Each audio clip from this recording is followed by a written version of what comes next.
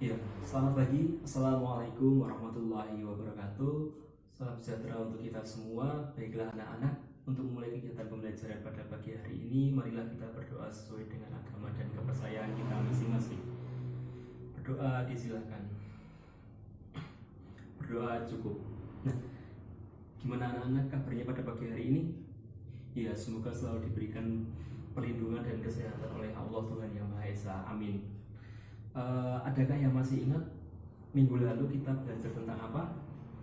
Ya, benar sekali bahwasanya minggu lalu kita sudah belajar tentang perlawanan bangsa Indonesia terhadap bangsa-bangsa penjajah di Indonesia. Nah, ada yang tahu kenapa bangsa Indonesia ini melakukan perlawanan? Ya, tepat sekali bahwasanya perlawanan-perlawanan tersebut dilakukan karena tindakan semena-mena yang dilakukan oleh pihak penjajah, mulai dari tindakan diskriminatif, kemudian ketidakadilan yang menyebabkan bangsa Indonesia ini mengalami penderitaan yang cukup pelik. Nah, kondisi sosial ekonomi rakyat pun semakin memprihatinkan akibat dari penindasan kaum penjajah, kekejaman kolonialisme dan imperialisme Eropa pada saat itu. Nah, anak-anak, ternyata penjajahan bangsa Belanda ini juga memberikan dampak yang secara langsung terhadap kehidupan bangsa Indonesia pada saat itu, dan bahkan sampai saat ini kita juga masih merasakannya. Nah, untuk itu pada hari ini kita akan belajar tentang bagaimana dampak-dampak penjajahan bangsa Barat di Indonesia dalam berbagai bidang kehidupan. Ada bidang politik, kemudian ada bidang sosial, kemudian ada bidang ekonomi, dan yang terakhir ada dalam bidang pendidikan. Baik anak-anak, adakah yang tahu bagaimana kondisi kehidupan bangsa Indonesia pada masa penjajahan? Ya, benar sekali bahwasanya ketika masa penguasaan penjajahan Barat, terutama Belanda, mereka ini melakukan kebijakan yang sangat ketat dan cenderung menindas. Nah, pemerintah kolonial Belanda ini menjalankan politik adu domba untuk memecah belah persatuan bangsa Indonesia pada saat itu. Kemudian penguasa-penguasa pribumi ini juga menjadi bawahan Belanda karena mereka ini mulai kehilangan hak istimewanya sebagai seorang bangsawan, sehingga secara politik martabat rakyat Indonesia kemudian jatuh dan menjadi tidak berdaulat seperti sedia kala. Nah, kemudian dari bidang ekonomi juga mengalami perubahan yang cukup signifikan. Salah satunya ialah tanah-tanah milik raja ini kemudian berubah status kepemilikannya menjadi tanah milik pemerintah kolonial. Nah, dari sini pemerintah kolonial kemudian menerapkan yang namanya sewa tanah. Nah, sewa tanah ini menjadi salah satu sumber pendapatan kas negara pemerintah kolonial pada masa itu. Nah, jika dilihat dari sisi sosial dan budayanya, penjajahan bangsa Barat ini secara tegas telah menerapkan kehidupan yang diskriminatif. Kaum pribumi, ataupun rakyat Indonesia ini dipandang sebagai golongan yang paling rendah, sehingga membawa konsekuensi bahwa budaya Indonesia juga dipandang sebagai budaya yang paling rendah. Nah, pandangan ini sengaja dimunculkan oleh pemerintah kolonial atau pemerintah Eropa untuk menjatuhkan martabat Indonesia pada saat itu yang memang sedang terjajah oleh bangsa-bangsa Eropa yang ada di Indonesia.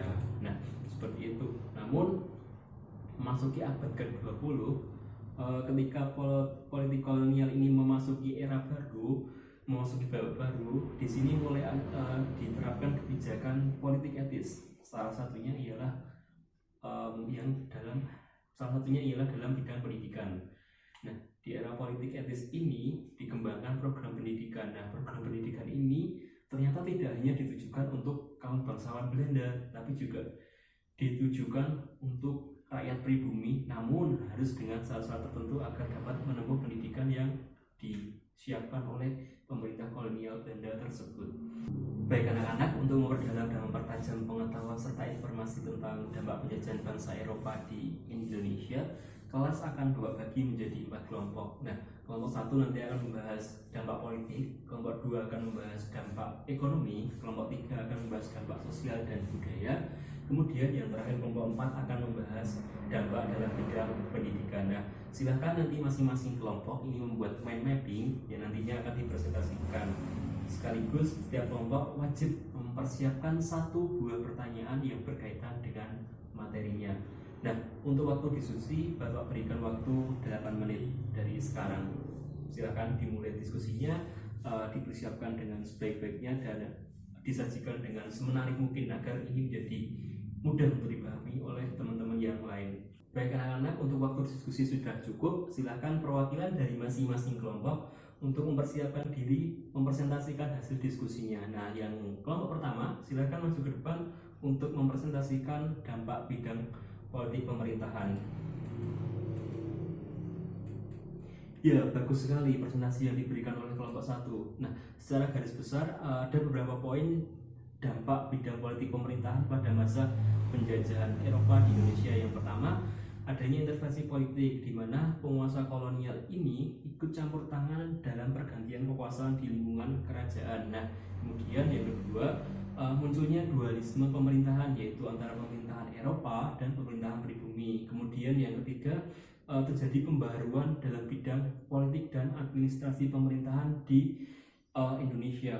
Dan selanjutnya ketika masa Raffles, mereka mulai memperkenalkan yang namanya sistem pemerintahan modern yang rasional untuk menggantikan sistem pemerintahan feodal yang ada di Indonesia pada masa itu. Nah, tepuk tangan untuk kelompok 1. Baik, selanjutnya kelompok 2 silakan mempresentasikan hasil diskusinya. Ya, benar.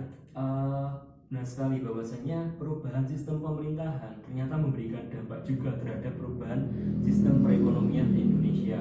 Pada masa penjajahan bangsa Barat, mereka ini mulai membangun jaringan-jaringan transportasi, mulai dari jalan raya pos, kemudian jalur kereta api, kemudian ada pelabuhan. Nah, jaringan transportasi ini dibangun guna mempermudah dalam penyampaian informasi. Saat itu juga dibangun yang namanya kantor pos. Nah, kantor pos ini yang nantinya akan menjadi penyalur informasi dari satu tempat ke tempat yang lain dengan waktu yang cepat karena sudah terbangunnya link ataupun jaringan transportasi tersebut. Nah, dengan terbangunnya jaringan transportasi ini secara tidak langsung juga membawa kemunculan terhadap perdagangan bebas di Indonesia pada saat itu. Nah, di satu sisi dampak dalam bidang ekonomi yang memberikan keuntungan untuk bangsa Indonesia ialah bangsa Indonesia di sini mulai mengenal akan tanaman-tanaman yang mempunyai nilai jual di pasaran-pasaran dunia atau di pasaran-pasaran Eropa. Nah, seperti itu. Nah, tepuk tangan untuk kelompok 2. Selanjutnya, kelompok 3 silahkan maju ke depan dan silahkan dipresentasikan dampak dalam bidang sosial budaya. Ya, benar sekali yang dikatakan oleh penyaji dari kelompok 3 bahwasanya ketika masa penjajahan kehidupan di Indonesia ini cenderung diskriminatif, di mana budaya Indonesia dipandang menjadi budaya yang paling rendah. Hal ini digunakan untuk menjatuhkan martabat bangsa Indonesia pada saat itu. Nah, ketika masa penjajahan Belanda ataupun penjajahan bangsa Barat, budaya-budaya feodal ini mulai dihapuskan. Penguasa pribumi mulai kehilangan statusnya sebagai bangsawan dan kehilangan hak istimewanya. Dengan datangnya bangsa Eropa ke Indonesia ternyata juga menanamkan nilai-nilai yang tidak sesuai dengan nilai keindonesiaan pada saat itu.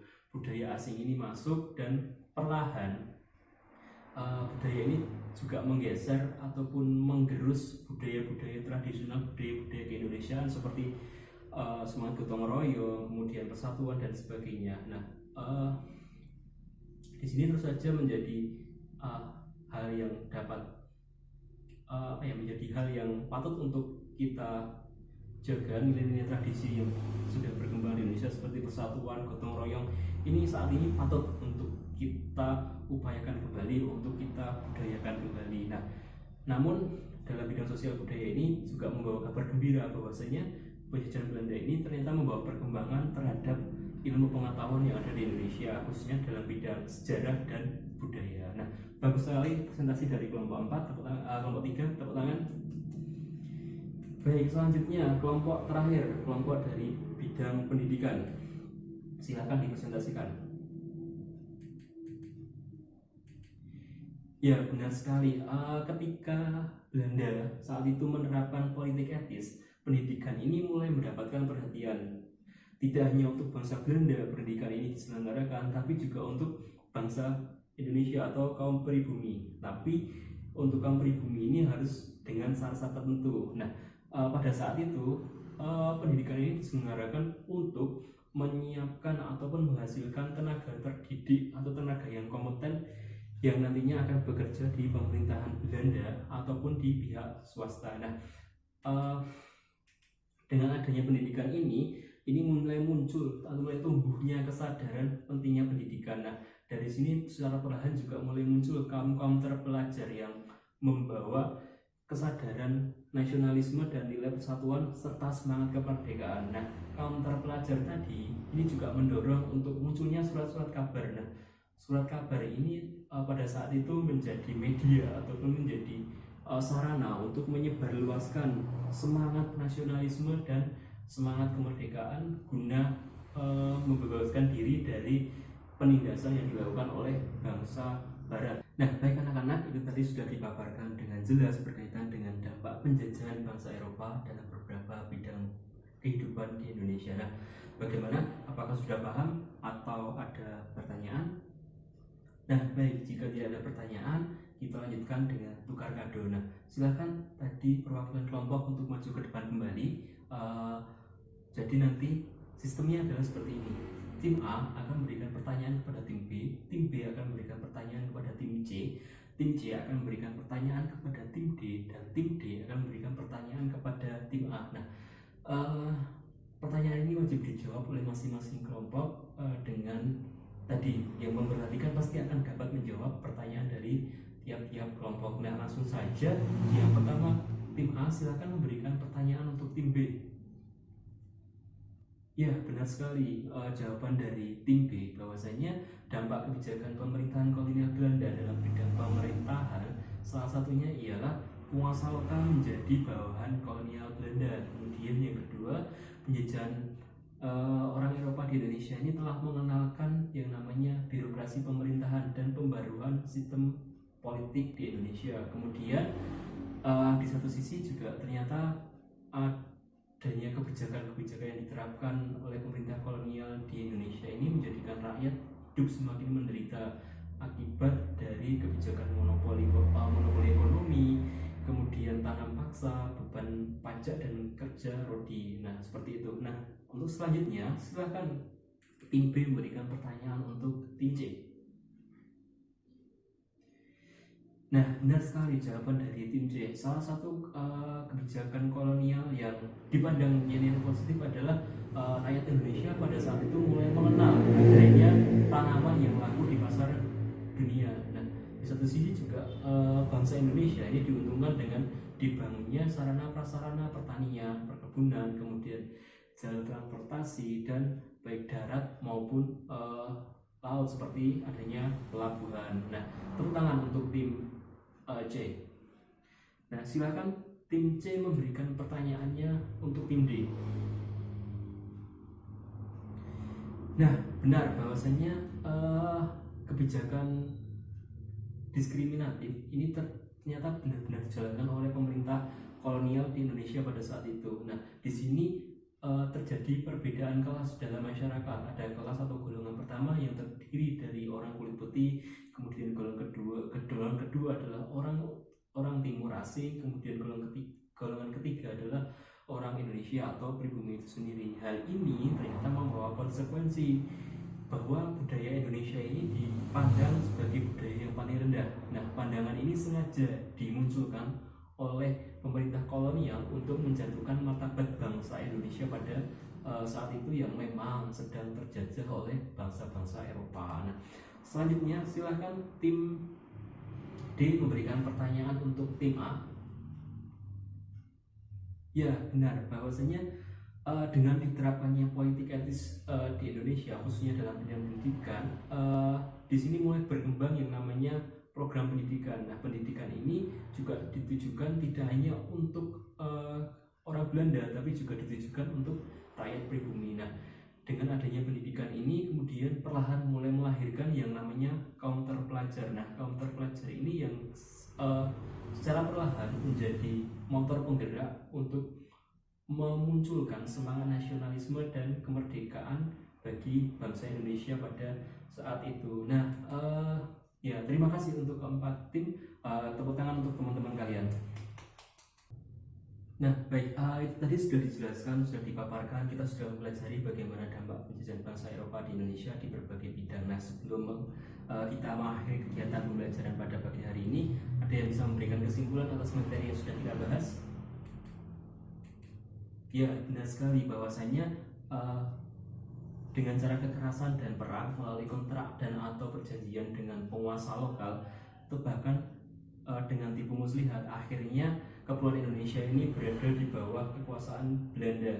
Dan pada masa ini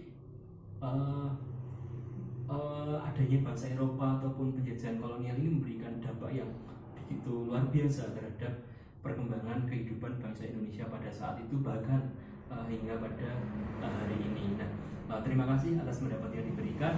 Untuk selanjutnya, adakah yang mau berpendapat tentang nilai hikmah yang dapat kita ambil dari pembelajaran hari ini? Ya, benar sekali. Salah satu nilai hikmah yang dapat kita ambil ialah di balik berbagai kekejaman penjajahan Belanda, ada hikmah di balik penderitaan rakyat, yakni salah satunya ialah munculnya rasa nasionalisme dan beberapa pembangunan sarana dan prasarana yang sampai sekarang masih ditiru dan dikembangkan di Indonesia. Nah, di samping perkembangan pendidikan yang saat itu turut untuk menggerakkan semangat nasionalisme bangsa Indonesia. Nah, untuk minggu depan silahkan dipersiapkan materi tentang Sumpah Pemuda. Nah, sebelum Bapak mengakhiri pembelajaran pada pagi hari ini, marilah kita berdoa sesuai dengan agama dan kepercayaan kita masing-masing. Doa syukur disilakan. Cukup sekian dari Bapak, banyak kurangnya mohon maaf. Wassalamualaikum warahmatullahi wabarakatuh.